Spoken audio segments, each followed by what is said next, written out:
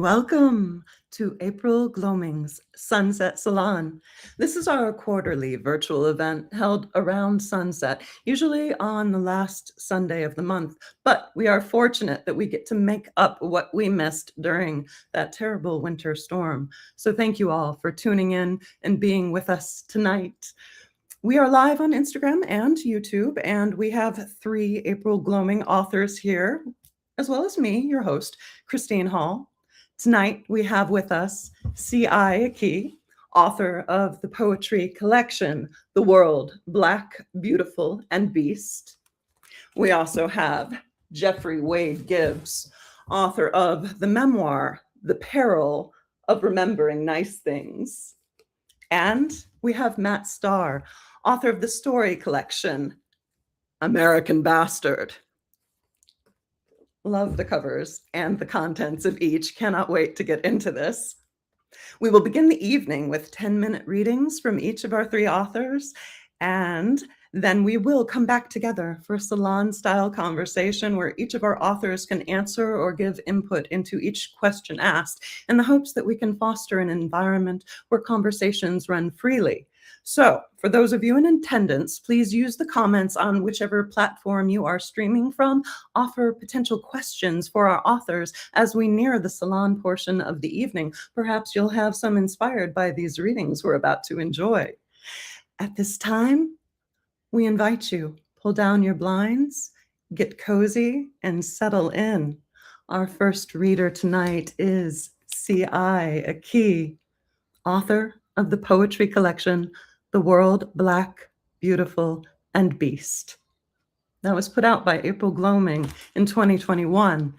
There is also a forthcoming poetry collection, we are so grateful to say, Will You Find Me, a Black Peony? And that's slated for publication in 2027 by April Gloaming.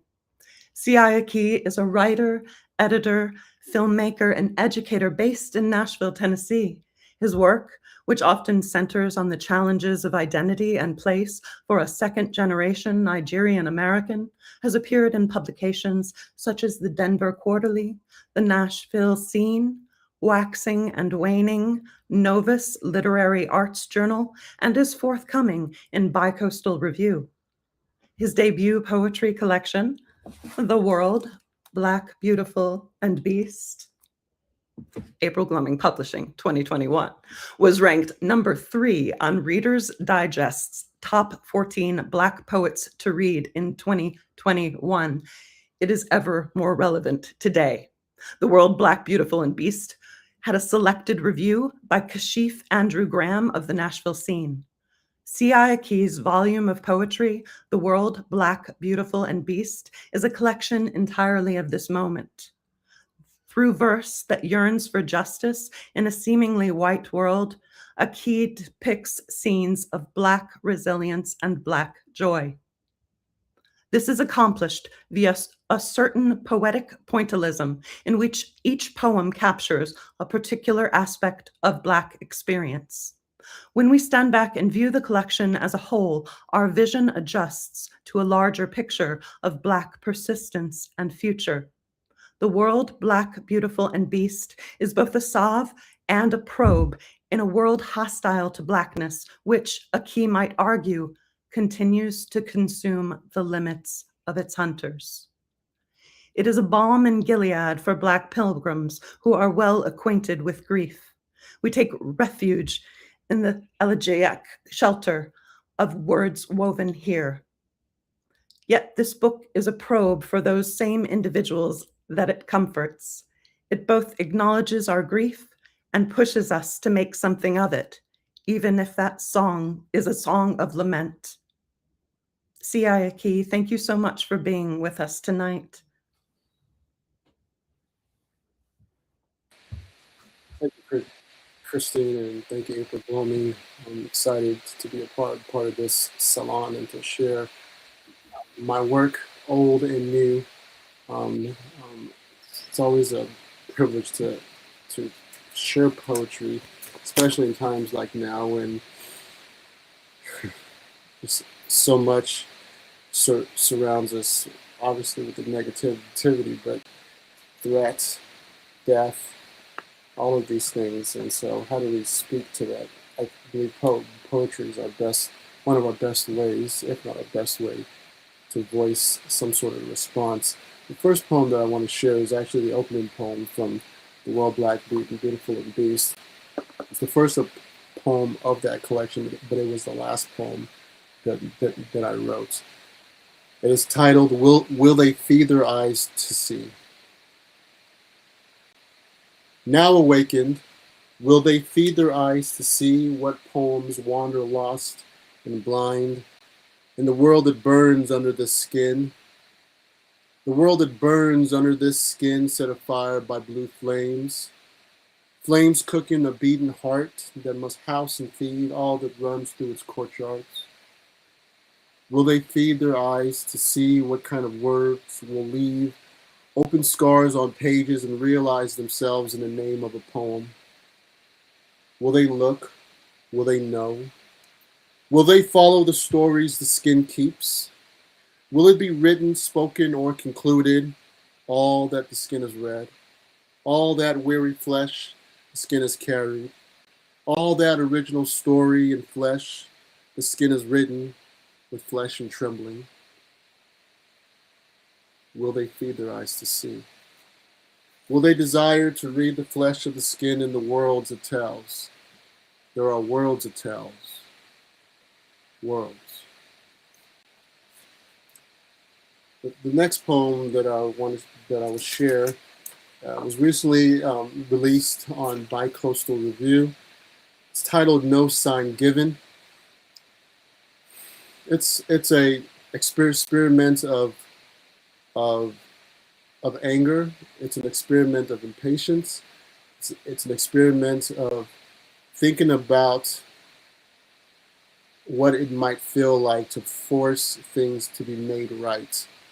It speaks to the in-between feelings that many of us carry, who refuse to make the battle of injustice a Sisyphean task. We don't want to just keep going up and down, up and down.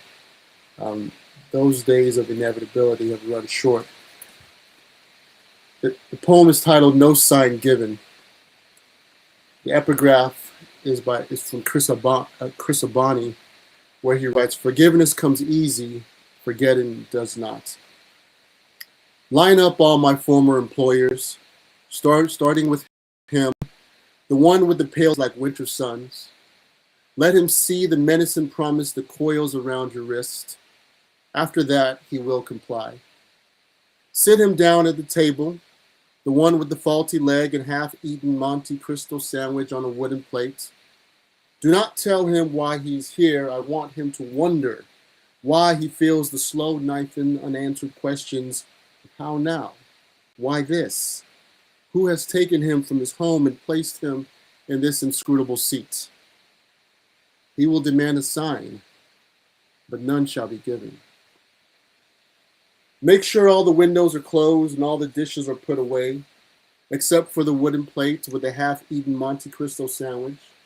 Never mind the old apple-faced woman outside pleading for us to be reasonable, holding up official documents on his behalf that list the good deeds that he has done for me and others of my kind. The blood on her hands matches her fingernail polish. She is to be ignored. Focus on him. With his slim navy suit and matching navy tie, turn off all the lights in the flat except the old brass pineapple sconce fixture in the bathroom down the hall. I want him to see the old glow from underneath the closed door call to him from the floor, above which a great stirring black presence lingers in the dark, with complete immunity, no longer out of mind and therefore out of sight, but stirring. A black, inviolable splendor, stirring. Say nothing while he is thinking, while he is daring to recognize the face that waits in the shadows, the same face that once cried with sublime tears upon emaciated cheeks now plump with revenge or the future. I want him to know how it feels to wonder if it is possible that the answer to his burning question has no harbinger. He will demand a sign, but none shall be given. The next poem is titled Consider the Name We Say. It's probably the poem that took me the longest to write. I started writing this in 2020 after the killings of Breonna Taylor and Ahmaud Arbery, and a lot of names, the names of those slain to inject justice was repeated and went viral. And sometimes I wondered if the people who knew those names, how they felt about people saying those names that are now gone so easily. And so I wanted to use the form of the sestina, which is a very complex form. It's over 30 something lines, and the idea is this idea of repetition. So I wanted to say the names. Wanted to say name almost to the point of ad nauseum for us, those of us who say those names, for it to really sink that these names were names to people who once lived and who were taken away. Consider the names we say. Consider their names now viral, the names you say of those slain, sprawled out, once living, names you never said before left dying, with hands pried open, abandoned by breath, dead. Names of those who smiled, laughed, with bodies carrying hearts, dreams, the joy behind those names. Consider the mother, father, lover to those names with hearts open like a peony. When you say those names and others say those names of bodies now slain, sprawled out, with the grayness turning their living into a blue hysteria over the heavy pull of the dead, slipping down a luminescent hole toward the dying. Consider those names reaching for the dying, pulling them down to the place without names, where the grayness swallows dreams now dead, dreams taken away from the names you say of those no longer alive, no longer living, names who played with flowers and bodies dancing with the same life we keep in bodies.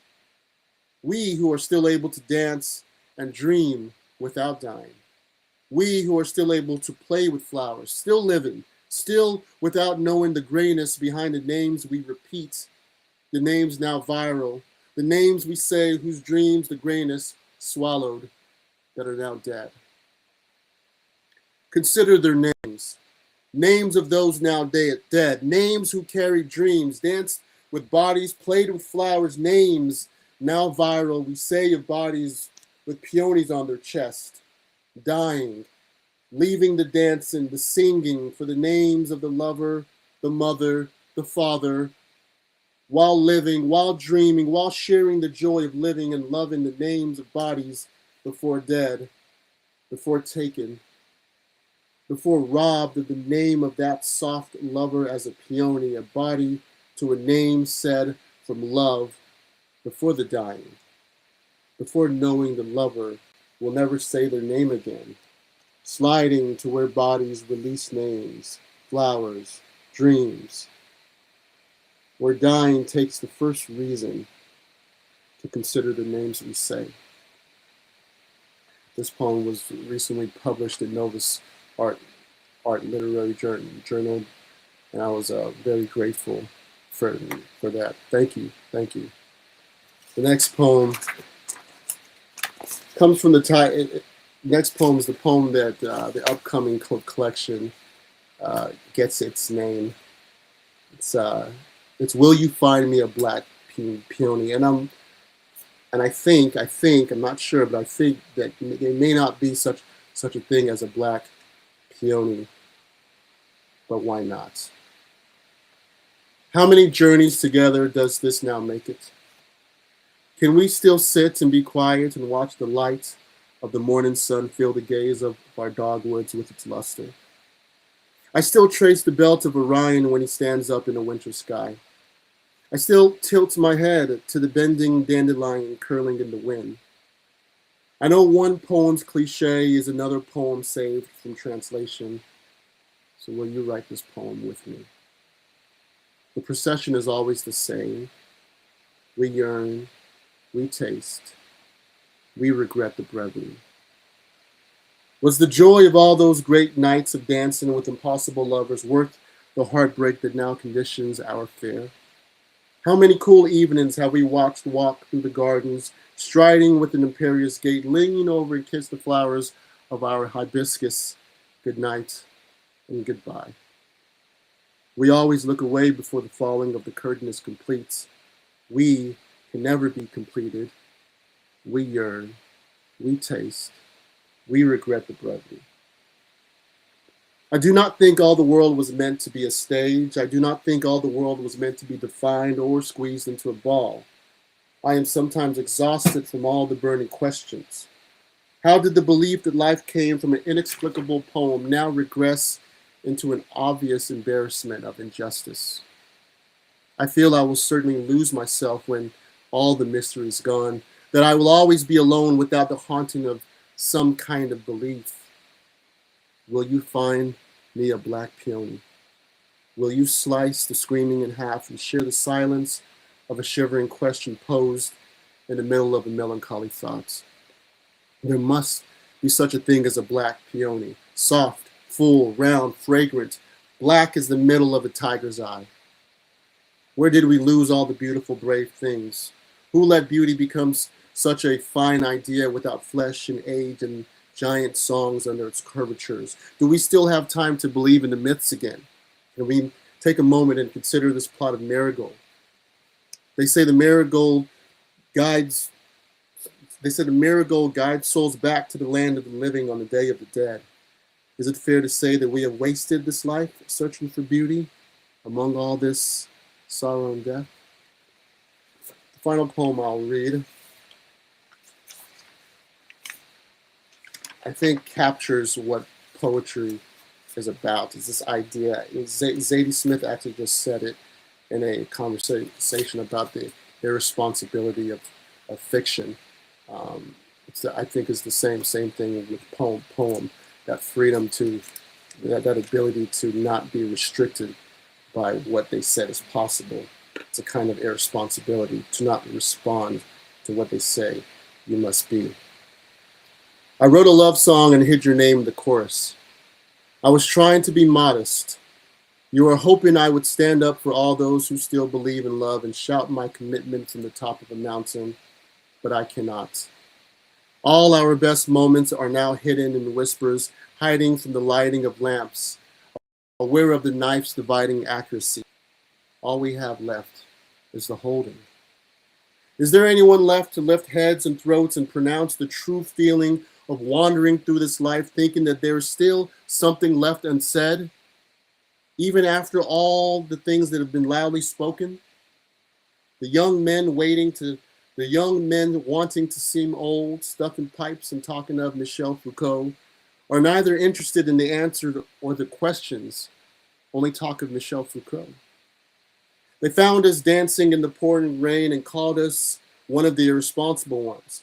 Those who settled to make music out of myths and marginalizations. Those who say the subaltern does more than just speak, but sings in soprano despite the broken song at the bottom of his throat.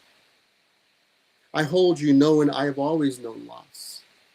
Does that make us one of the irresponsible ones? Thank you. Oh, Aki, thank you. Thank you so much for reading with us. Again, this is the current book that you need to have. The World Black, Beautiful, and Beast, Aki, and we are so fortunate to be expecting, as much as we enjoyed this one, Will You Find Me a Black Peony from April Gloaming Publishing 2027. Can't wait for that. Thank you again, Aki. Next up, we have Jeffrey Wade Gibbs, who is author of the critically acclaimed memoir, The Peril of Remembering Nice Things. Received an independent book review starred review and a 5-star review from Forward magazine. Jeffrey Wade Gibbs was born and raised in rural Florida, shuttling back and forth between his mother's people in Lakeland and his father's in the north central lake region. He grew up fishing, boating, and wandering the woods while learning the dark twists and turns of his Southern heritage at his father's side. He attended the University of Central Florida, where he majored in creative writing and then left the South to teach English in Tokyo. Since then, he has made his way around the world, working as a teacher and writer in Japan, India, and now Turkey, where he lives with his wife and son. He earned his MFA in creative writing at the University of Arizona and was fortunate enough to take workshops from visiting writers Barbara Kingsolver and N. Scott Momaday. He also studied under the late Oprah Book Club author Orly Sheehan. His short stories, essays, and poems have appeared in Chaotic Merge, Diagram, Fiction Southeast, 3 AM, The Opiate, The Sand Journal, A Minor, Hyperallergic, The Boston Review, and Big Truth's Little Fictions, among others. The Independent Book Review calls The Peril of Remembering Nice Things deeply introspective, well-researched, and beautifully written. From distant Istanbul, Jeffrey Wade Gibbs returns to Florida to unravel the mystery of his father's suicide by digging into his family's past, where he discovers a shocking connection to a lynching in South Georgia. He demonstrates how the violence and cruelty of a region can infect a family and destroy one of its most promising sons. Gibbs boldly breaks the white Southerner's most sacred taboo and speaks frankly of a brutal racist heritage. Louise Callahan, author of Father of Lions, says Peril is a stunning meditation on family, trauma, and memory that hums with the feel of the South. Synopsis of The Peril of Remembering Nice Things. 25 years ago, at 5 a.m., Robert Gibbs left the old hotel in Stark, Florida, wandered down to the train tracks running through the middle of town, and sat on the West Rail. He lit up a Winston, then turned a disdainful gaze into the light of the oncoming morning freight and braced for the killing blow. What drove the intelligent and handsome Southern charmer to suicide?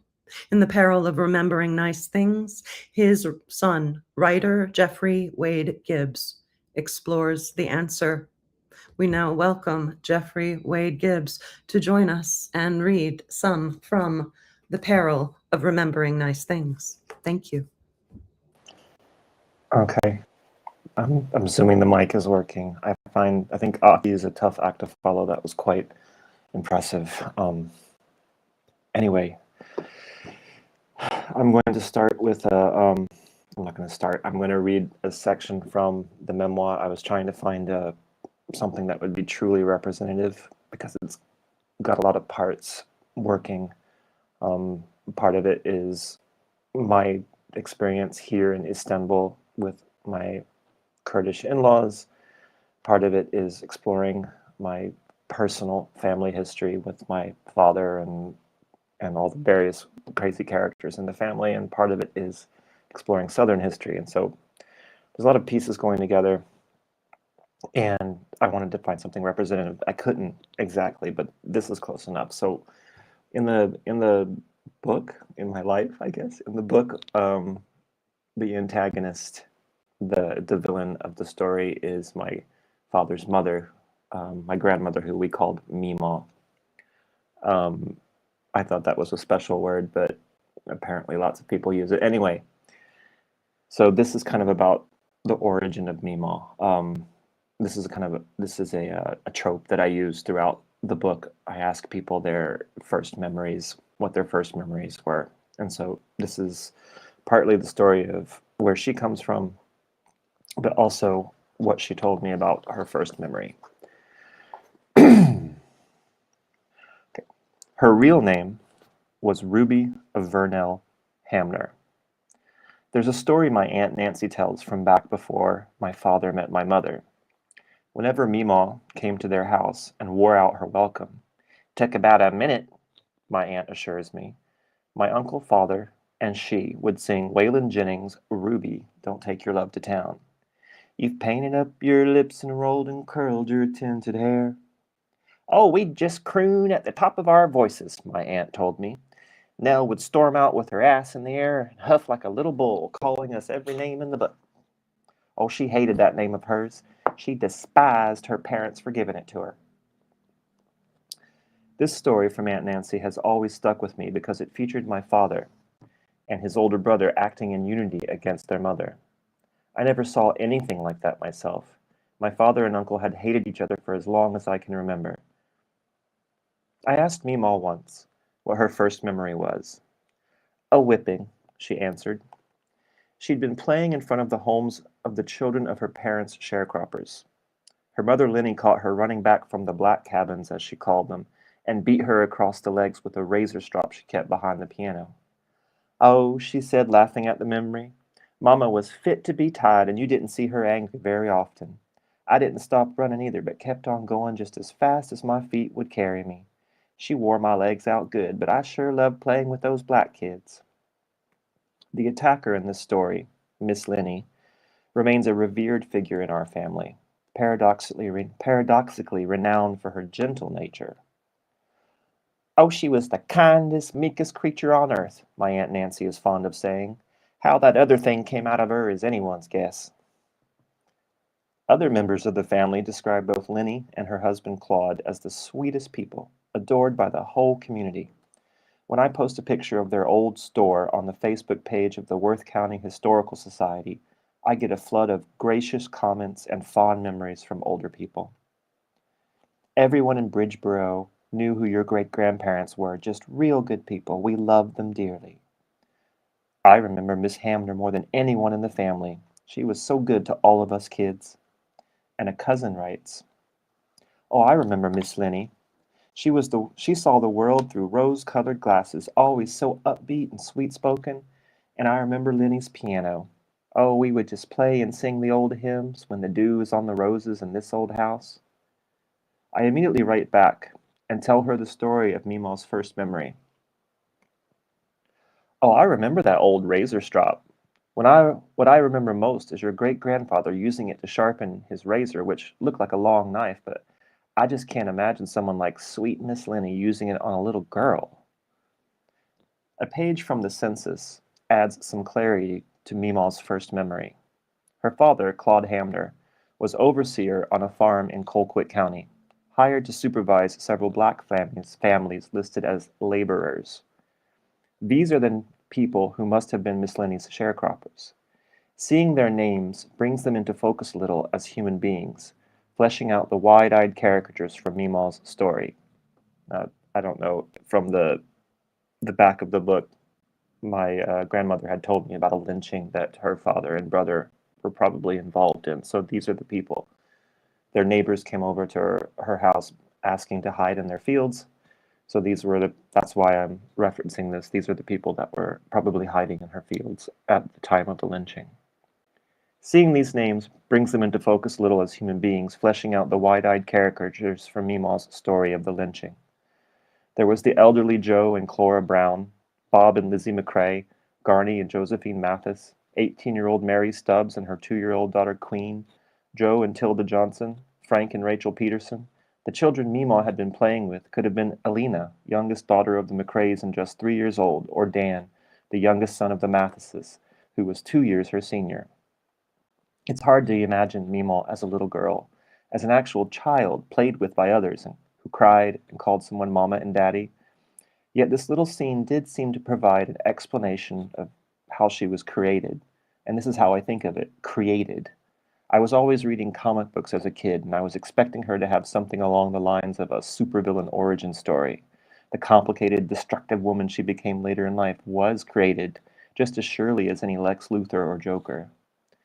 In 2007, in the Istanbul neighborhood of Harbiye, an Armenian journalist and humanitarian named Hrant Dink was assassinated on the sidewalk by a Turkish nationalist named Oğuz Samast. The reason? Dink was Armenian and had spoken openly about the genocide committed against his people during World War I. Turkey has always denied the genocide, and to mention it is still taboo. A great deal of history here is taboo. When Dink's killer was caught, instead of looking like a hunted criminal finally apprehended, frightened and contrite, he posed proudly with the police at a station behind a giant Turkish flag. At her husband's funeral, a grieving Raquel Dink spoke of this racist, unrepentant killer, and indirectly of those officials who posed with him and their flag. I know at one point, she said, Samast was an infant. If we don't question the darkness that turns a baby into a murderer, then nothing can ever be done. The darkness. Picture 4-year-old Nell, not yet Meemaw, the supervillain of our family. She's a child running home across the fields. She's flushed and sweaty, breathless, her reddish-brown curls sticking to her forehead. Now picture any little girl you know, and let Nell wear her smile, speak with her voice. I automatically see my niece's daughter. She likes to play rough sometimes, wrestle with the boys, but at the same time she's very sensitive. Any cross word can make her feel guilty for weeks. She's also indefatigably cheerful. She wakes up every morning by FaceTiming my mom, her great-grandma, and saying, "It's a beautiful day, Nana." It's a little girl like her that I see rushing home across those Georgia fields in 1921. Maybe she's been wrestling with the boys, with Franklin or Dan. Maybe she and Elena were fussing over the baby named Queen. Or maybe the whole gang of kids was fresh from a game of hide-and-seek or chasing minnows in the creek. Nell wears a huge grin, thinking of something funny one of them said. Then out of nowhere comes the attack, a beating. The world goes upside down. Her normally gentle mama is shouting furiously at her, wielding a razor strop that she brings down on Nell's small legs again and again until she raises great bleeding welts. And for what? What does Nell understand as her crime? "I told you not to play with those black kids," her mother hisses. And that's it. Jeffrey Wade Gibbs. Whoa. The Peril of Remembering Nice Things, which we just had. A marvelous and yeah, that's quite indicative. An excellent choice from that book, representative of a whole lot of difficult emotions and issues to face, and your delving in is important work. Thank you for your honesty there, Jeffrey Wade Gibbs. Our final reader tonight is Matt Starr, author of American Bastard, a collection of stories, which was released this past November and nominated for this year's Pushcart Prize by April Gloaming. Matt Starr is from Kannapolis, North Carolina. He is author of Hell or High Water by Main Street Rag 2018, as well as Prepare to Meet Thy God in 2020, and Things That Don't Belong in the Light 2021, both from Grinning Skull Press. His essays and stories have been featured in Barron Magazine, Empty House Press, Farewell Transmission, and Shotgun Honey, among other publications. He lives in a small town with his wife and children, Australian Shepherds.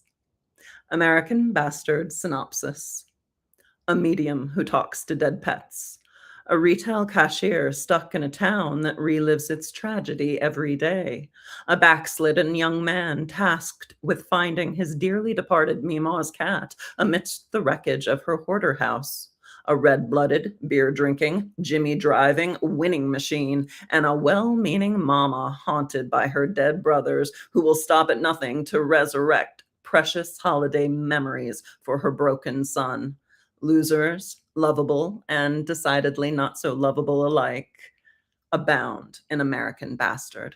These stories, simultaneously strange and familiar, reckon with how home is more than a place, with making good, even when it's against your nature, with finding meaning in the face of loss, in a world that's weirder and weirder all the time.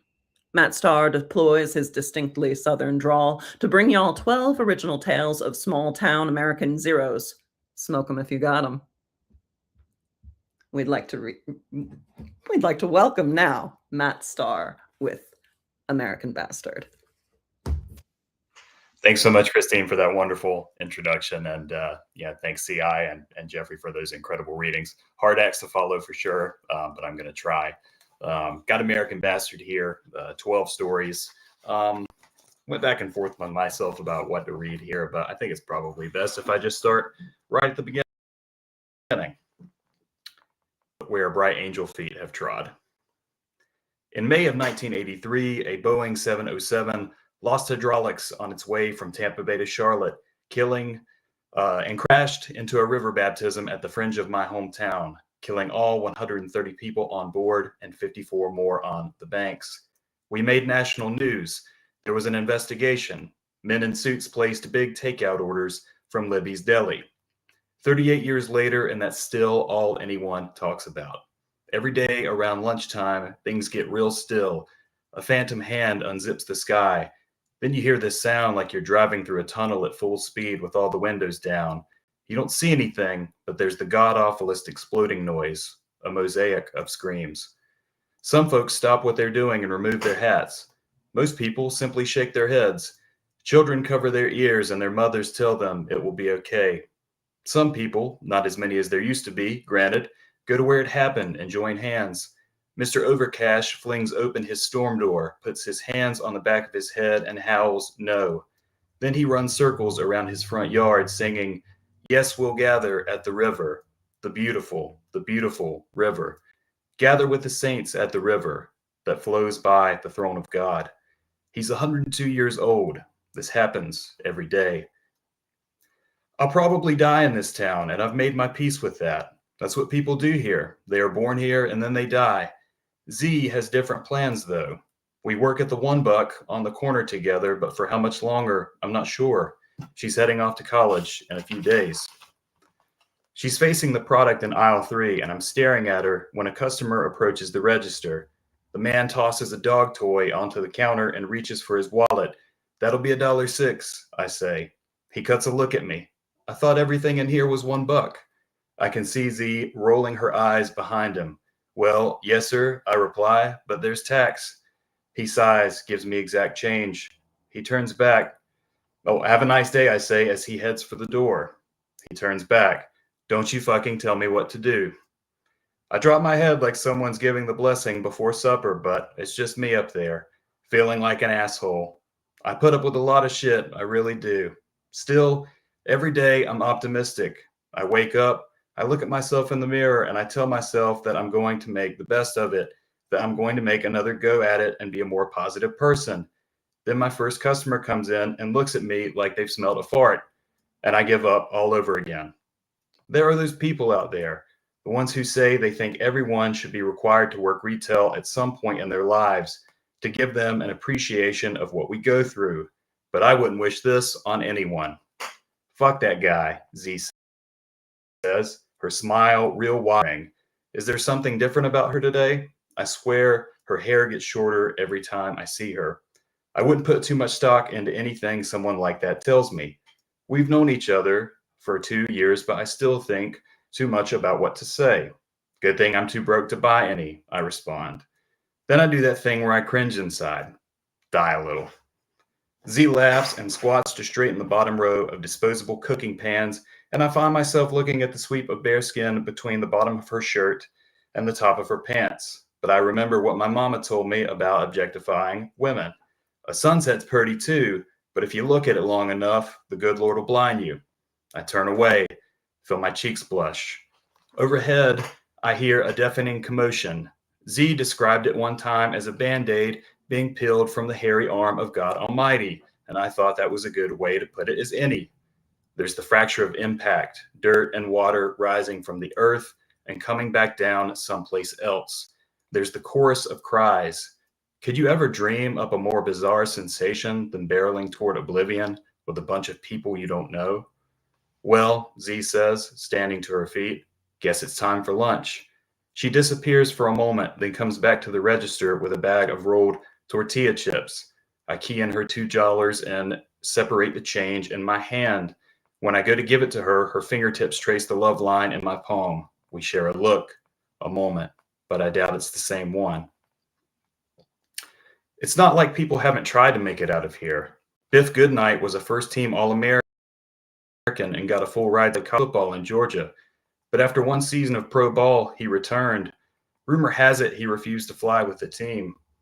You can find him these days walking his geriatric cattle dog mix in a stroller, the two of them shipping up and down the sidewalk, easy as you please. Then there was Rhonda Lord, who was as gifted a singer as anyone around here ever heard. She packed service after service at the local church and recorded one song that made it to the radio. She played the Opry twice, but up and came home one day with one show still on the schedule. Said her place was by the river. When she's not here, she's sharing one-dish recipes and right-wing conspiracy theories on Facebook. Mr. Overcash even went away twice for war, got shot on both tours, but admitted it was just obvious that he wasn't going to die anywhere outside of this place. Couldn't if he tried. Most people don't make it that far. They get to the welcome sign and they think better of it. Every time someone leaves, it's not goodbye, it's see you later. We're hanging tags for the upcoming sales week when Z's boyfriend walks in. He's tall and bearded and tattooed, and he's the assistant manager at the record store. He looks like a walking energy drink, smells like a body spray that would be the sponsor of a motocross show. His vape pen glows as he takes a hit from it and glares at me. He knows. Sometimes I wish I would have met Z before she started dating him, but we only went to high school together for 1 year before I graduated. Z's boyfriend heads to the stationery aisle where she's putting up orange doorbuster signs on end-of-year clearance. He pinches her arm, and she playfully slaps him. I pretend it doesn't bother me, but it does. When I return to the register, Mr. Overcash is standing there in clothes fit for a dead man. He's staring straight ahead, eyes like fog glass. "What can I do for you, Mr. Overcash?" I ask. He places a soda bottle and a can of potted meat on the counter, hands me 2 rolls of pennies and 6 loose cents. "Say, y'all have cigarettes?" he asks, like he does every time. "No, sir." "Oh," he says. Then he leaves to wait for tomorrow's May Day. I peek around an end cap, and it appears that Z and her boyfriend are still talking, but something tells me it's not light conversation. Her expressions are very animated. That's how she gets when she's pissed off. I see him grab her arm. She tells him to let go and pulls away. They notice me standing there, and now they're quiet. After an awkward pause, he scratches the back of his neck. "I'll catch you later," he says to her. "Yeah," she says. He passes by me without saying a word. I'd like to take his head and shut it in the freezer door. "You okay?" I ask her. "Yeah," she replies. She won't look up from the pricing gun in her hand. "Did he hurt you?" She smirks. "Not today." I wish I knew how to respond. I dig in my pockets, hoping I'll scare up the answer there, but there's only a box cutter and a tin of mints. We've been fighting about whether or not we'll still date when I leave for school tomorrow. "Will you?" I ask. "I'm not sure." "Well, you're going to be a really good school," I say. "I'm sure there will be plenty of smart and funny guys who will treat you nice there. Or girls." She smiles for a moment, then mashes at the pricing gun's keypad. It beeps uncooperatively. "Shittin' ass thing," she says, smacking it. I laugh. She do. "Anybody there?" a customer calls from the register. I start to head that way. "See," Z says. I look back. "There's supposed to be a Superman tonight. Want to watch it with me after work?" I was 9 years old when I was baptized in the river. I didn't understand what it meant to be saved, but I didn't want to disappoint anybody, and I didn't want to go to hell. That was the biggest thing. We stood hand in hand on the banks, the mud cold under our bare feet. Preacher said the first man rose from it. He said he'd wager most of the town was baptized by him, said he was doubtful that everyone on the plane was saved, but that those who were baptized seconds before the crash were lucky. That made me think about all the people on board and all the people in this town, all the men, women, and children. How many were saved? How many were lost? How we were all left behind. How this was a cursed place. Rhonda Lord sang with her eyes closed as we lined up. When these things happen in the movies, they show people wearing white robes, but I was in a striped t-shirt and blue jeans. I waded waist deep in the water, and I felt like I'd forgotten how to swim. Maybe I had. Preacher held my nose with one hand and dunked me under with the other, and at that moment, the rushing water in my ears became indivisible from the tearing of the wind ripped open forever by that plane. Preacher pulled me through the surface of the water, and some people cheered, but I heard hollering, too. Once the last person had gone, Preacher said, "The like figure whereunto even baptism doth also now save us, not putting away of the filth of the flesh, but the answer of a good conscience toward God by the resurrection of Jesus Christ." I wondered if God could resurrect the plane, dig it from the riverbed, and cast it back into the air in a holding pattern until it was safe to land. There's a few more pages, but that'll conclude this reading. Oh, goodness gracious. We got Matt Starr with American Bastard. Whoa. Oh, yeah. Before that, we had Wade Gibbs with The Peril of Remembering Nice Things. And before that, The World, Black, Beautiful, and Beast, C.I. Key. 3 distinctly different books, all of them with both exquisite and excruciating elements. And though they are distinctly different in the subject matter, in the approach, I mean, we've got a collection of poems, we've got a collection of stories, we've got a memoir.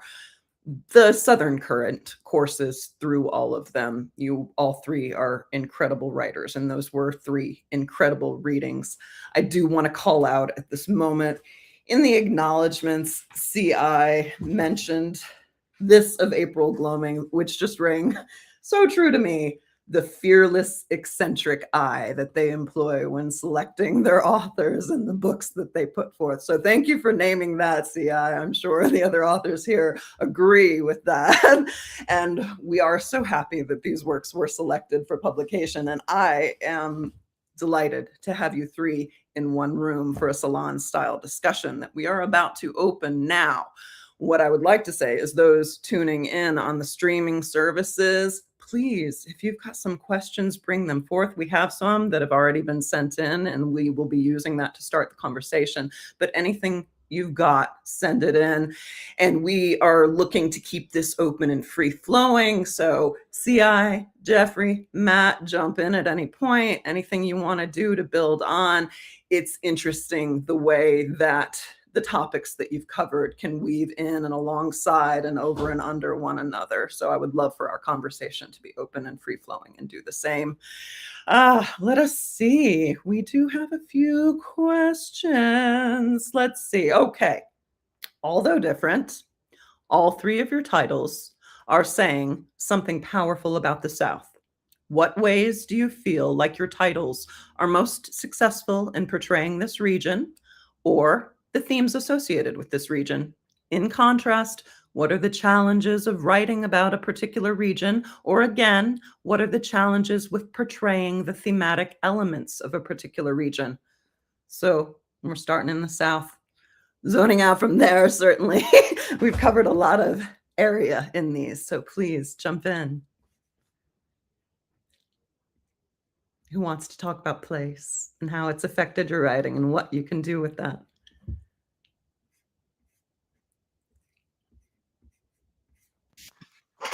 I'll Start. I'll, Matt. I'll start. Okay. I guess mine's a little different because my relationship to the South is very much from the outside looking in. It's very much I'm a stranger in a sense to the South, not just where I'm from, but also my heritage, and I think just pulling from say someone like Toni Morrison, this idea of playing in the dark and how American literature has what American literature has done, use blackness for its literature. I think about how I recognize my presence to the South. It's I recognize not just the division, the anxiety of over blackness, and being somebody who wasn't raised in it, coming to it and seeing it. It's different, and what the South means to me, it's definitely different than what it might mean to some of you. But it is like, oh, this is the South. This is the South of Faulkner and O'Connor and other people, and so that's my take on writing about the South. So I'm writing about the South from the outside looking in. Well, I like the outside looking in thing. I've been living in Istanbul for about 18 years now, and I think I wasn't able to see clearly enough to write about it until having that outside viewpoint. And it wasn't something that came from just living here. My wife is from here. She's Kurdish, and they're a minority in Turkey as well. So it was kind of her minority viewpoint kind of constantly reminding me of, hey, you need to think about other things. You need to think about the people that aren't in the majority. And when she came home with me to the South and was pointing out, for example, everywhere we went, everyone was white. I was like, I obviously never thought about it before. And she's like, where are the Black people? Like, they're everywhere, but they're nowhere. Like, everywhere we go, it's all white. And I had to really start considering, like, it made me really see things in a different way. And I'm grateful for her viewpoint. But it was I think seeing things from the outside is really important.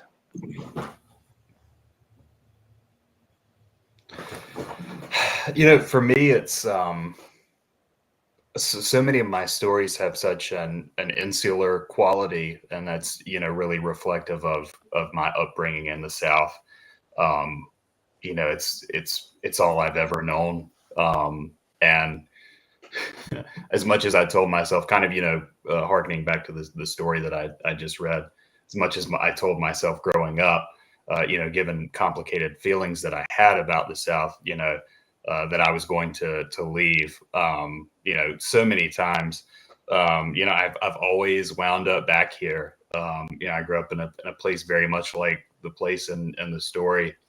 And I always said that, I was going to go live in a big city somewhere up north or something like that. But here I am, like 20 some odd years later, living in a smaller town than I grew up in. So, there's that thread of this thing, almost its own character. It's almost inescapable character that you just can't really get away from.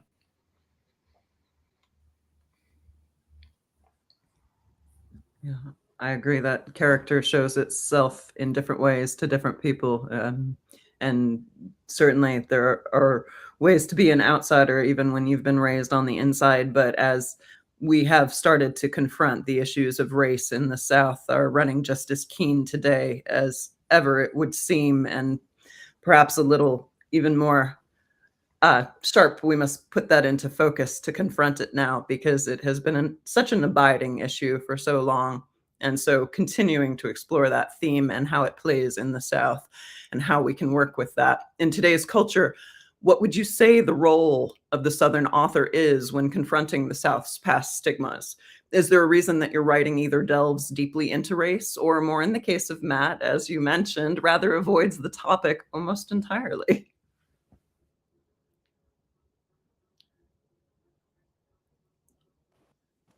Speaking for myself, the feel of the book, the day that, so when my father killed himself, I didn't speak to my grandmother for about a year, and when I went back to her, I felt like I should make some effort at contact.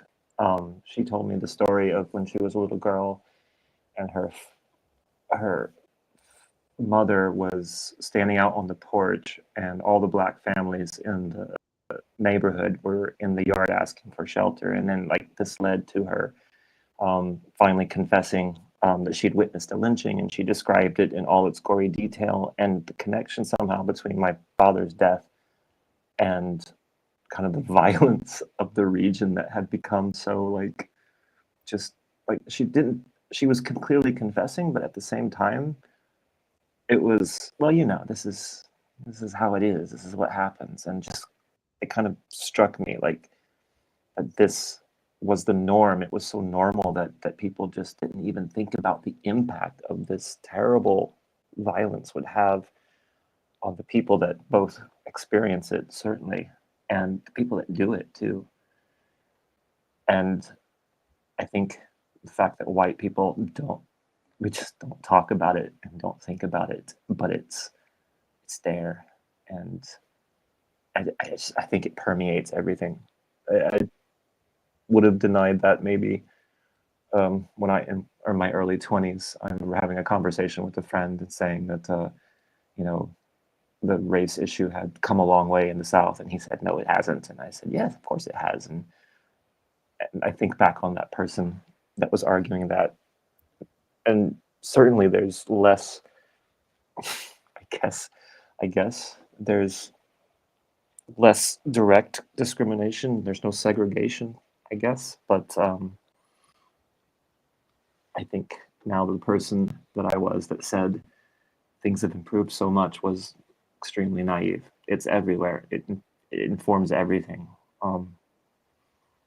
And I don't know. I don't want to keep talking, but during the research of the book, like I was researching a lot of modern incidents, like Trayvon Martin and even and the parallels with the past, the parallels with how the story of a lynching were really striking. Like I kept coming back to, like, it hasn't changed. It's behind everything. It hasn't gone away. And even when there are no Black people around, they're in the minds of white people that I'm around. I don't know. I babbled all, and I feel I'll shut up now.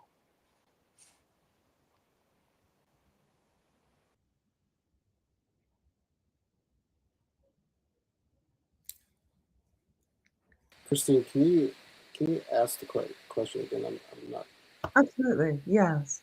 In today's culture, what would you say the role of the Southern author is when confronting the South's past stigmas? Is there a reason that your writing either delves deeply into race or perhaps avoids the topic?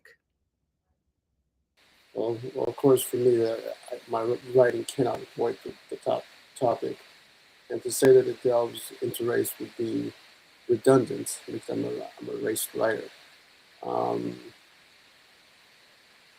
I guess the way that my writing responds to racism in the South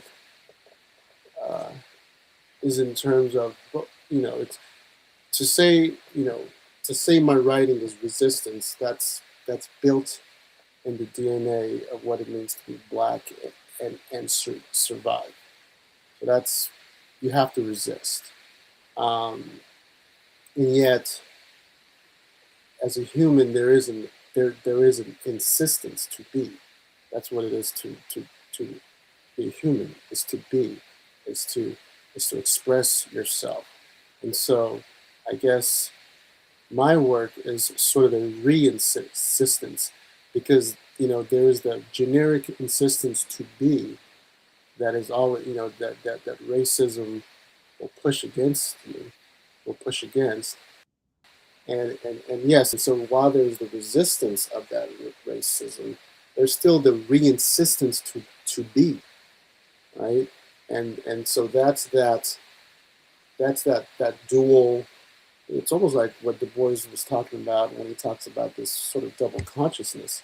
I'm aware of the resistance that I need to do to stay alive, and the insistence of who I am, that I must maintain to be.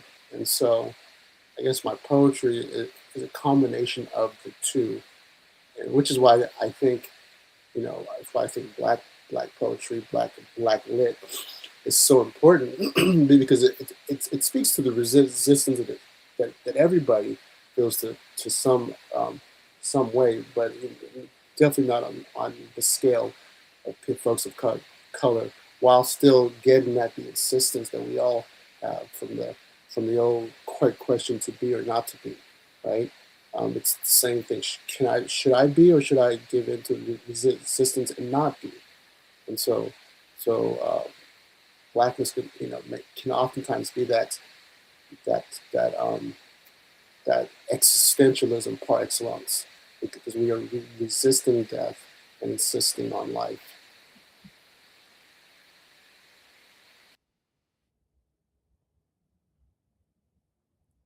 Oh, hello. I will take this moment to say thank you for addressing that. CI, what you spoke in the themes that ran through your book, not just of being Black, but how there are certain demands put on that. Here you are writing to your experience, and it's going to be experienced differently depending who it is that is reading this, and how we can engage with the work, and what that prescriptive is in the nature of being, and what that responsibility is. A responsibility that, as you said, it would be redundant to name that for you as addressing race. It's inherent to the work. So your experience of it and the way you relate it, it is woven through. And yet, yes, again and again, I came to your call of, how is it that we be? We've made this choice to be or not to be, then how is it that we be? And the instructive nature of your poetry in how to engage with these topics in this real world, in this present day, I thought it was quite moving. And it informed the perspective of this world from the South, and perhaps approaching it from the outside of the South. I myself am a Yankee transplant and have a different approach than what I learned, you know, as I acclimated to the South. To be able to see that illustrated, it was, yes, incredibly instructive. And also, yeah, it was important and moving. And thank you for speaking to that. I wonder also, Matt, you've talked about how you ended up in a smaller town than where you started, even after you thought of moving to a city. I was raised in a small town in upstate New York, had a very different experience there than moving to the bigger city of Nashville.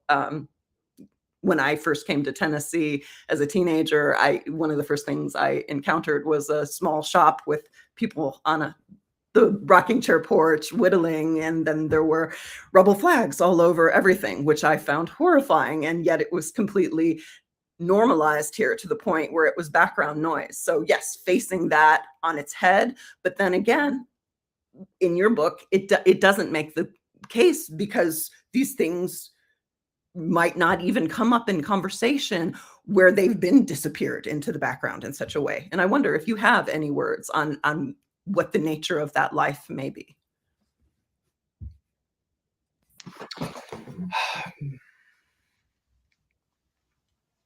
It's very interesting, especially having moved, you know, kind of from small town to small town.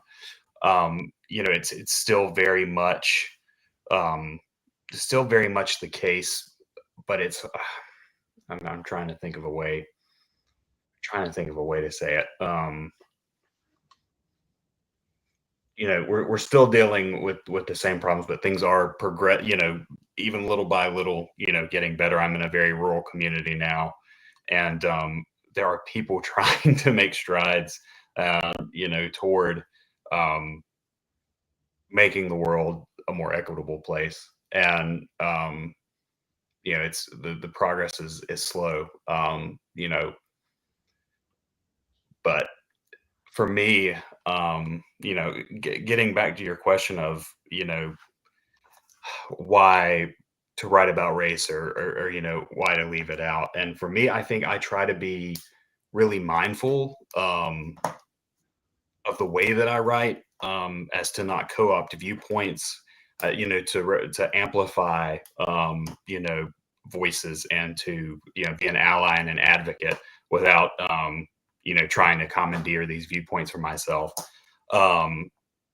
And so that's why many of the stories in American Bastard, you know, don't contain those elements. They're more so background elements, you know, that will hopefully, you know, reveal things through those channels, if that makes sense. There are certainly ways to prime an audience to be able to see things that they have not heretofore seen. I often refer to racism and many of the types of bigotry and prejudice that we have here on display in America as the water we breathe. It's going to kill us, but a lot of us aren't even noticing it, unless are forced by nature of perhaps being born into it to have to face it. I would say we've got this question that relates in: what can literature do to shape cultural change? What is the role of the 21st century Southern author in regard to creating art that inspires positive change? So how does your art create a better world, or at all? How do you deal with that? The responsibility, what inner workings might be at work that might not be immediately obvious?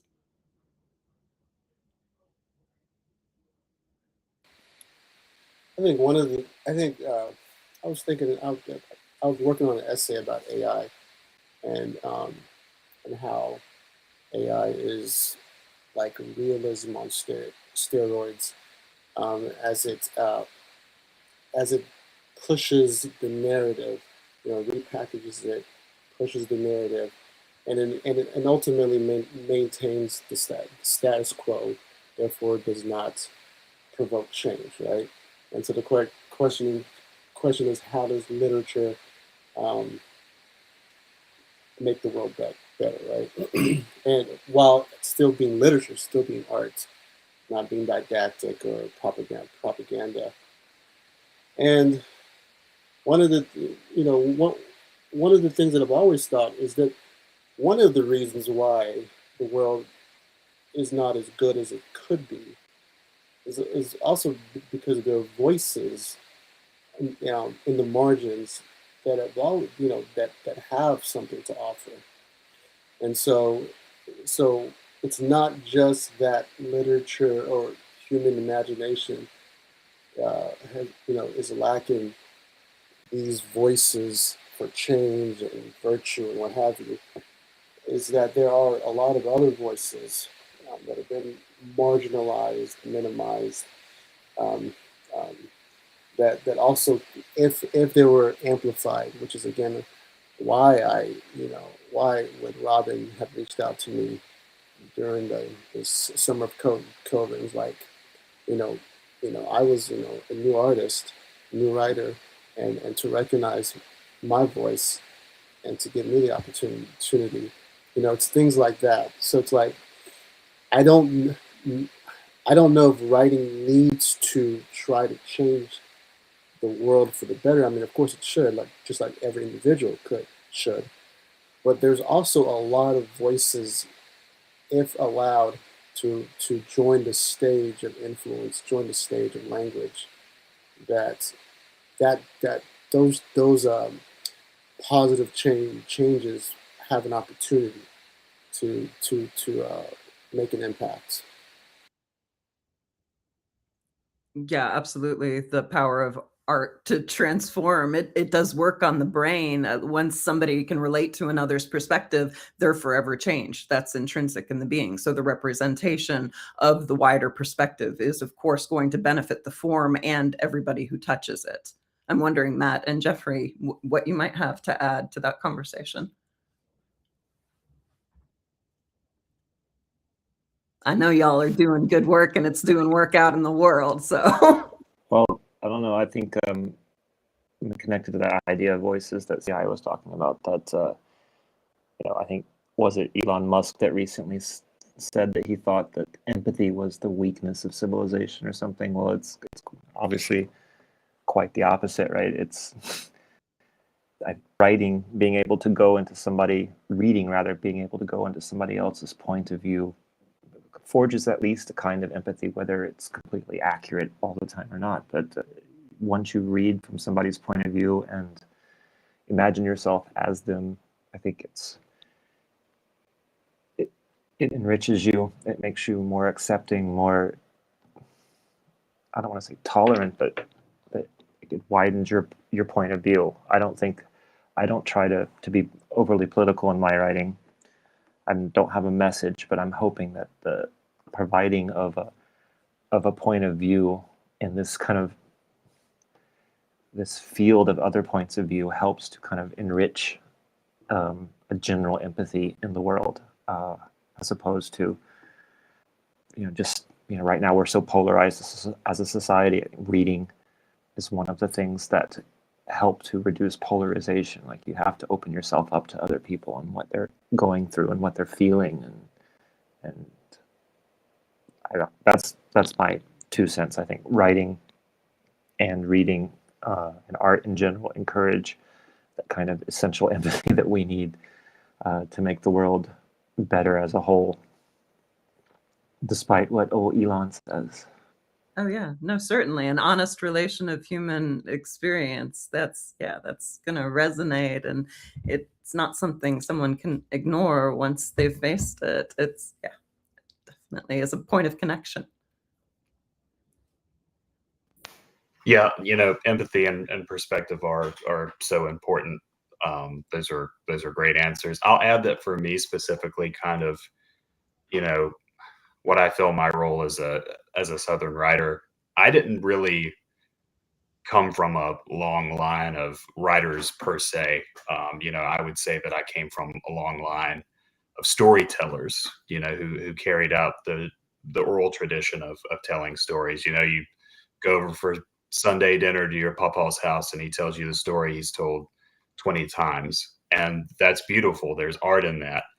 And so I just, I've kind of taken it as like a personal thing to just dispel this notion that Southern people can't be lyrical and eloquent. We can be those things, but we can also our stories can be complex. They can be very nuanced. And the more with every story that I write, I find myself kind of homing in on that. It just all back to these, misconceptions about the South in a lot of ways, right? The kind of the dumb redneck trope, where there's a lot of, there's a lot more to us than that.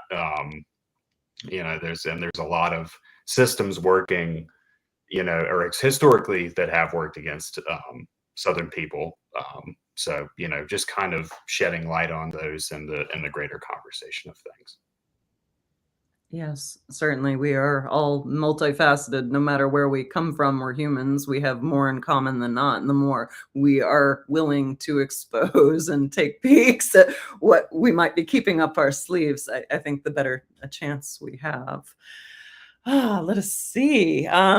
Well, I think we'll break in with one of the more current questions we got. It was directed at you, Jeffrey, asking about your use of real names. I wonder, though, also in poetry and also in short stories, real names have a part to play, no matter whether our work is firmly grounded in this real world or if we're venturing out into more metaphorical explorations. So yeah, would we like to discuss a little of what our relationship is with naming names in our work? Well, I guess since I'm the memoir guy, I'll start. I did lose a few cousins because of using some real names. I asked everyone who was living if I could use their name, and if they said yes, I did. And if they said no, I didn't, and I changed it. So, and then there were a couple that I didn't ask because I knew that they would say no matter what, and then I just changed their names because I knew it would be pointless to ask. They still don't talk to me, but nevertheless, they're upset. The people that are upset with me are upset that I use the names of the dead, the real names. But for me, that was a line that I wouldn't cross. That's kind of a bad metaphor in this case.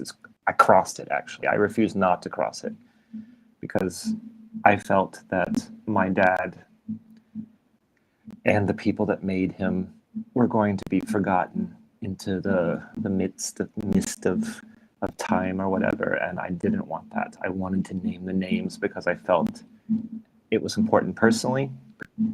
It was a part of the grief, but also this not naming names has always been a part of how people escape their responsibility. The anonymity of the crimes committed in the South is part of the problem. And so both for the larger thematic reasons I wanted to name the names of the dead, and I also, for my own personal grief, I wanted people to know my father's name and know the people who made him the way he was. It didn't make a lot of people very happy, though, so.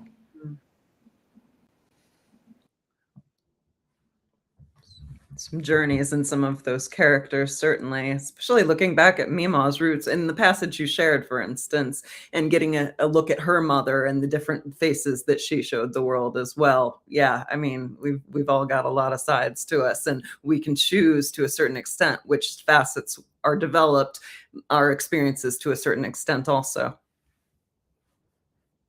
Who else wants to name some names or talk about that?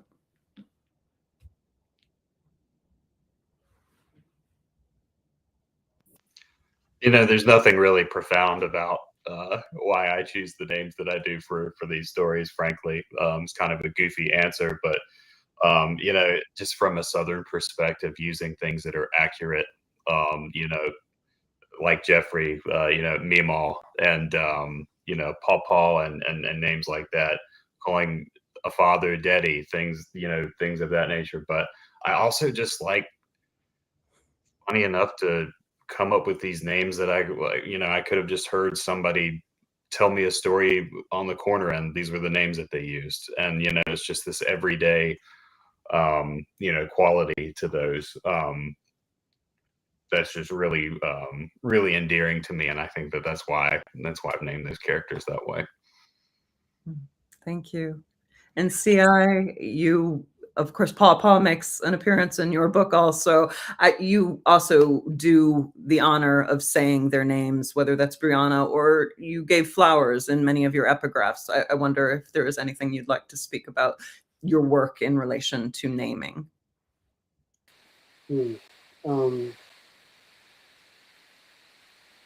Sure. I mean, I will name, public names.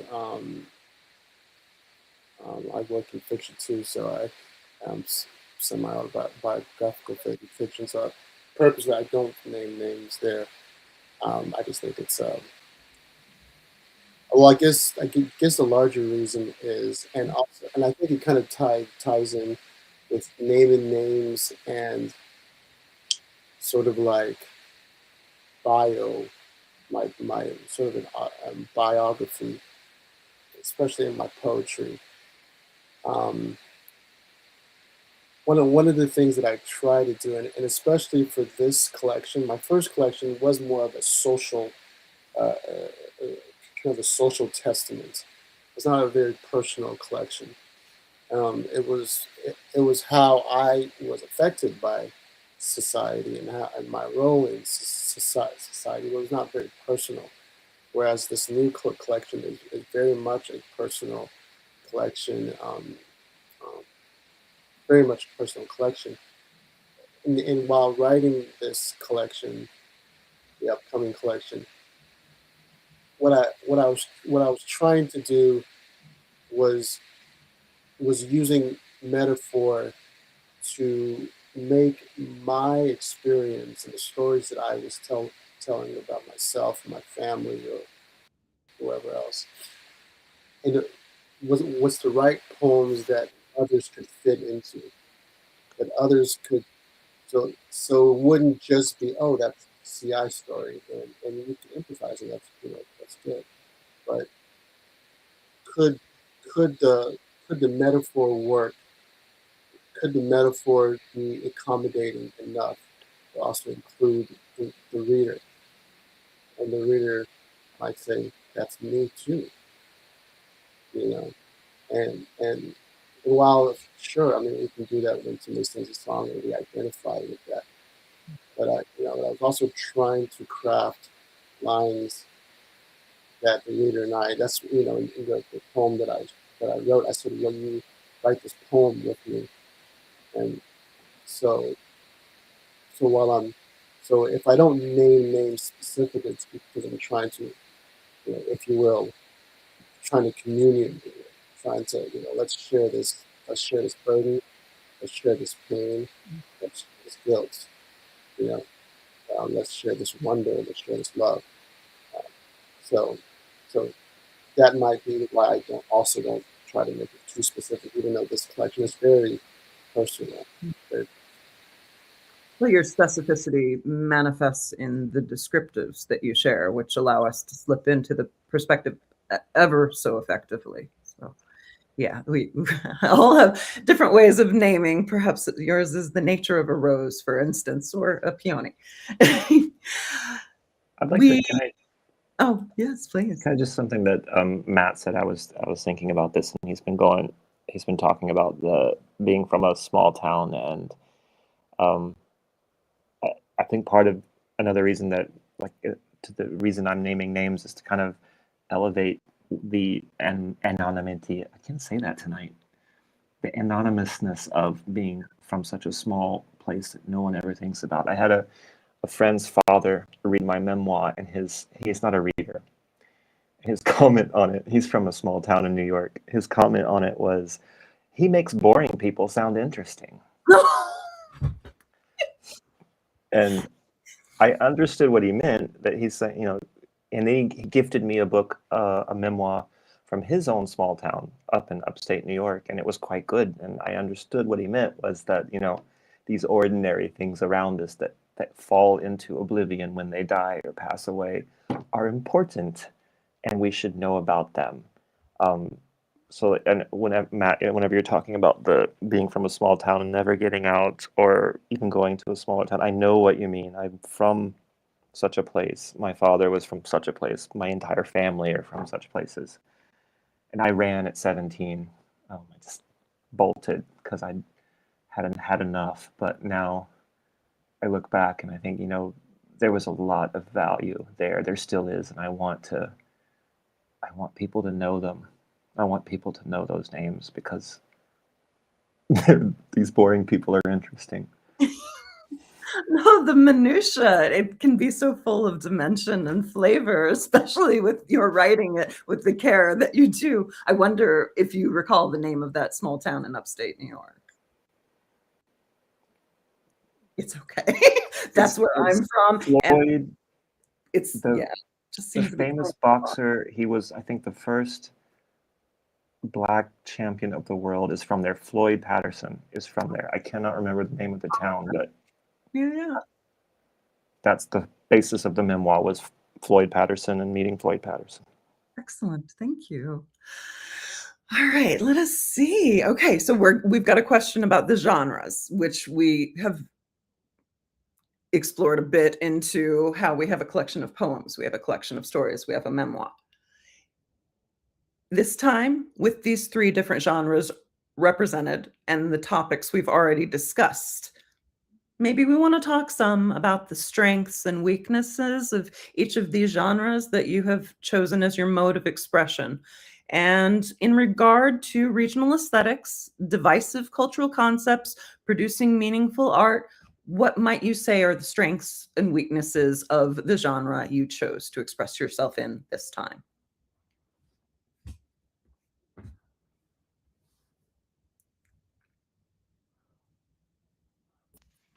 Well, as I guess the short story delegation here, I'll say that you can, there's only so much that you can convey in a snapshot. One of the biggest, and I know that short stories are a hard sell because people like world building. They like they like novels. These 500-600 page novels, and that's a limitation of short stories. But I also find that that's the most endearing part of them to me, is that you get a chance to really explore this world in such a short amount of time and make such a big impact. And that's why that's really why it's been my favorite form, since I started writing. I do a little bit of nonfiction too, but I really envy poets, because I've tried time and time and time again to be good at poetry, and I just can't seem to do it. So yeah, that's just my take.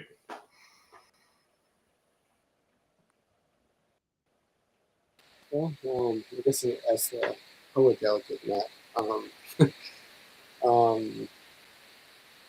I write in fiction and poetry, long and short stories, and I do think each format has its own character, right? Has its own flavor. Um, I think writing poetry is the hardest. I really do. And that this poem, I wrote probably 100, maybe hundreds of that poem before somebody cared about what I had to write. So keep writing. But um, I think poetry is the hardest, just because every word, every word counts, and every word plays a role in the poetry. I mean, I think writing in general should be like that. You know, you don't want to waste your words. Um, um, but I think that is the art of poetry. It is it is about language. Um, whereas my thinking, my understanding of fiction and of course prose, fiction is, you know, language is a means for a message or a world map that you're building. Whereas in poetry, I always like using T.S. Eliot's explanation. He says communication does not explain poetry. That poetry, what poetry is doing with words, is not using words to give a message, but using words to create a presence, to create a moment. And so, and that's not easy. That's not easy. But I guess what I appreciate about poetry, and why I enjoy writing it, is there's something sanctifying when you write it. I mean, fiction is, you know, it's awesome, and it's like you're just building up this world, and or a short story, you're just capturing this moment, and, you know, building its feet. Um, Poetry is doing something to you because it's short and it's compact, and it's the brevity of it allows for a moment. So if I were to say what is the advantage or what I've enjoyed the most about that format, you know, in contrast to all the other ones, is I I feel the healing when I write poetry. I feel it. I don't necessarily feel that with the other ones, which is not to say that I don't feel good or great about those other genres too. But there's something about the brevity of poetry in its line, its shape, and in the words. I wanted to ask you actually, do you do any like spoken word? No, no, not really. I've done. I think. I mean, I've written poems that are kind of in a spoken word genre. I didn't come to poetry by way of spoken word. I Hmm. think just because of that, I've never. But I will say that I have some poems that I would that incorporate elements of spoken word. I guess it's got its own thing. I'm just asking because your the selection of poems that you read were really nice to hear. And I'm thinking, yeah, it would be great to read as well, obviously, but it's a different thing. Like it was also really nice to hear. I thought they had a great rhythm and sound to them, and I think that's something that poetry does. I write poetry sometimes too, not very well, like Matt, but the sound of things, I think, like it's partly creating that presence that you were speaking of, like the word that Eliot speaks of, like the presence of the words is important too, and I think the sound that it creates is is important to that process. Like, and yours, when you read they definitely had a vocal presence as well. Thank you, thank you. Yeah, I think it is something about that incantation. I think you said something like along those lines, Jeffrey. Yeah, that is what I enjoy about poetry. Yeah, thank. um, I write fiction and poetry too, but recently nonfiction has been the main thing, and I don't know why, but it's difficult. I find it very difficult to write nonfiction and make it interesting. Like there's um, thousand ways to do it and make it boring, but to make it interesting and meaningful, um, it's very difficult. I don't know. I forget the question now about like say something about our genres, I guess, but the the art of nonfiction, I think, is to. I found this story. I mean, my father died 30 years ago, so it's been a while, and I only recently was able to write about it, and it was just a sudden coming together of a bunch of things, and following that coming together, I didn't anticipate most of the things I was going to write about. I was very much following where the muse led me, and it was kind of, it had been a long time since that happened. I don't really have much to say about non at this point. No. Well, Jeffrey, I am very interested in the memoir genre. That's the only genre. Well, that's one of the genres that I haven't written, and I guess for me, I would ask for that. Finally having the opportunity to speak with a memoirist, but the vulnerability at length. Like I can get away with that in a poem. I can live with 16 lines of vulnerability, but hundreds of pages. That's interesting. Can you speak to? I mean, I imagine you feel that vulnerability. How do you deal with it? I think with this memoir, it was anger, because I had some anger about my father's death, and so every time I felt somebody in my head say, don't share that. That's a little bit too personal for you, isn't it? It's like, oh, fuck you. I'll share it if I want to. Like, you can't stop it. There was and plus I think the fact that there's so much silence anywhere in the world, but especially in the South, where it's important to be polite. You don't mention the things that everyone is thinking, and you certainly don't want to talk about your history or the past. That I made a decision very early on that I would be the talker, and I'm going to say everything that nobody's to say. The title actually comes from my mother, who every time I asked her a question related to this book would start to tell a story, and then she would stop and say, well, I like to remember nice things, and stop telling the story. And it's like, I'm going to do the exact opposite. I'm going to remember it all, and I'm going to tell it all as loud as possible. I don't know that I could do it in other subjects. I don't know that I could do it with every aspect of my life, because this is just one aspect. It would be hard in other areas, for sure.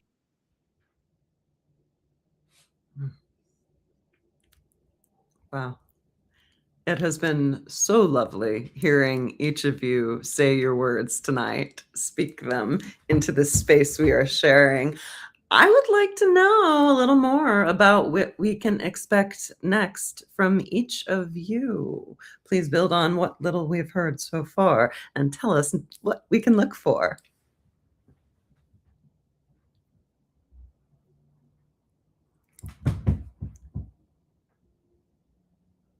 Pipe up or I'll call on you.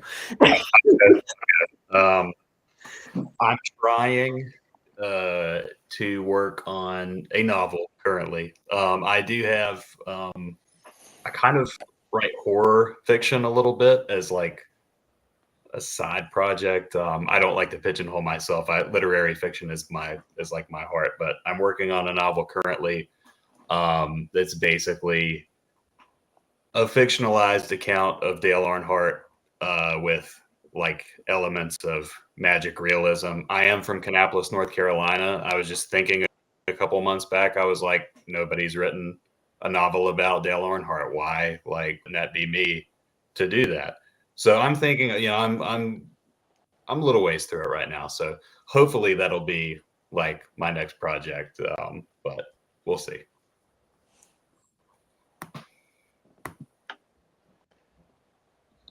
Well, I'm not gonna. I've got a 2-year-old.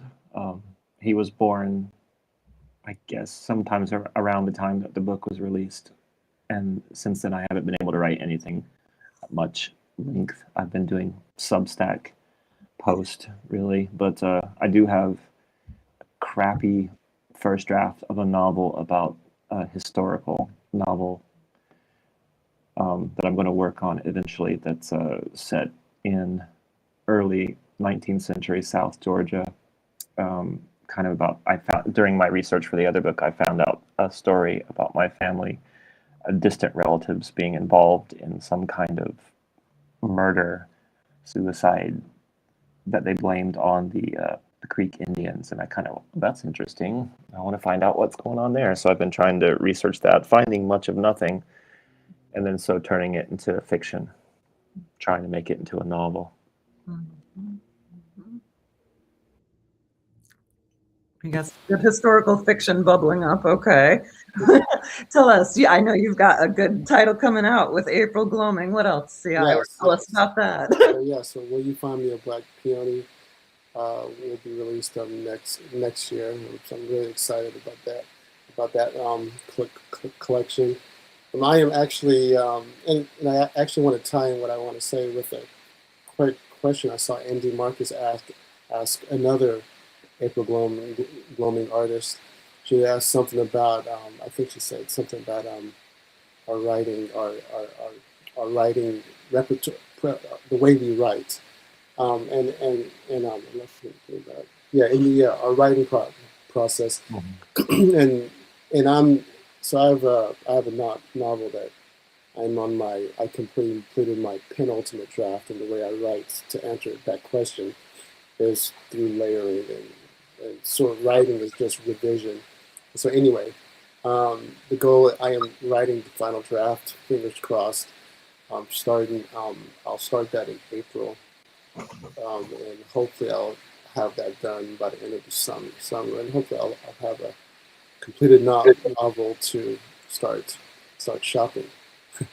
So that, and then of course I'm always doing substacks. I love to do research and share some, try to get articles published. So I stay busy writing, and I teach. Go Big Red. I teach too. Well, good luck to both of you on those novels. Like you were saying, the layering. I saw that question about how the process. That's, I guess, my process too. I get it all down on paper. I have a crappy first draft, and then rewrite, and cut. Lots of cutting. At this point, I've learned that cutting is super important.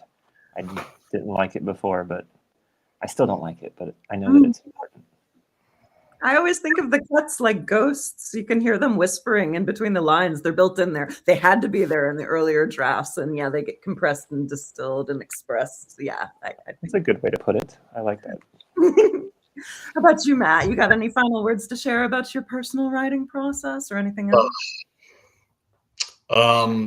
Just a recommendation to either drink so much coffee that you're scared to stop typing, or have obsessive compulsive disorder. It works really well for the editing process. Just going back over things over and over again. So yeah, other than that. Yes. Work that hyper focus to your advantage wherever you can. Yes. Oh, well, thank you all so much for the delightful and enlightening conversation. It's about all we've got for tonight, but oh my goodness, enriching, yes. And I want to thank all three of our April Gloaming writers and readers, and for everyone who tuned in live and who will see us later on YouTube.